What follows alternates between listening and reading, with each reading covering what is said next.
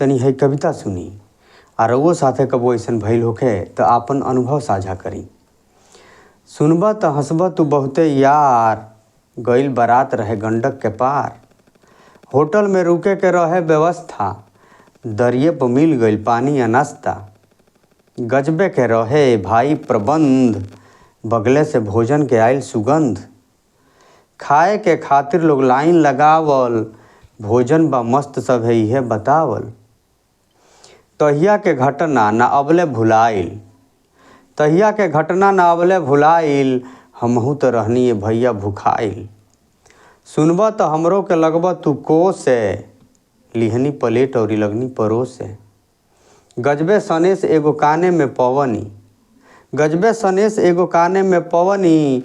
पहिला कवर अभी जैसे उठवनी। पत्तल के फेंक जन खैला में लाग, ई बेटिया ह दोसर तू जल्दी से भाग। पकड़ल तू जइब तो होई कुटान, औरी तू खइब तो निकली पिसान। गेटे पर नाव पता लागल पुछाए, भीतरे भीतर मन लागल डेराए।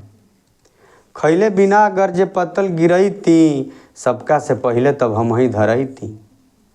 लगनी ये भाई हम जल्दी से खाए, लगनी ये भाई हम जल्दी से खाए। दाल भात घोंटे या पूड़ी चबाए।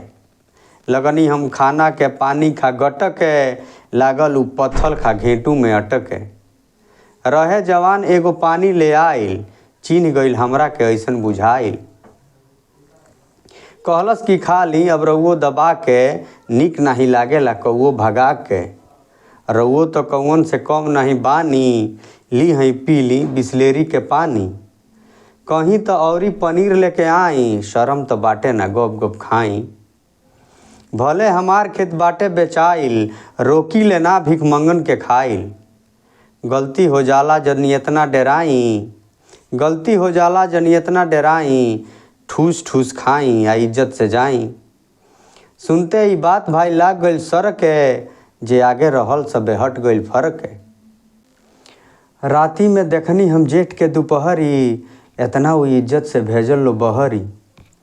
खाइल तो बहुते लो हम ही धरैनी, खाइल तो बहुते लो हम ही धरैनी। कौआ भिखारी बेशरम कहैनी। दूसरो बारात तले होटल पर आइल, देखनी तो मनवा में चिंता समाइल।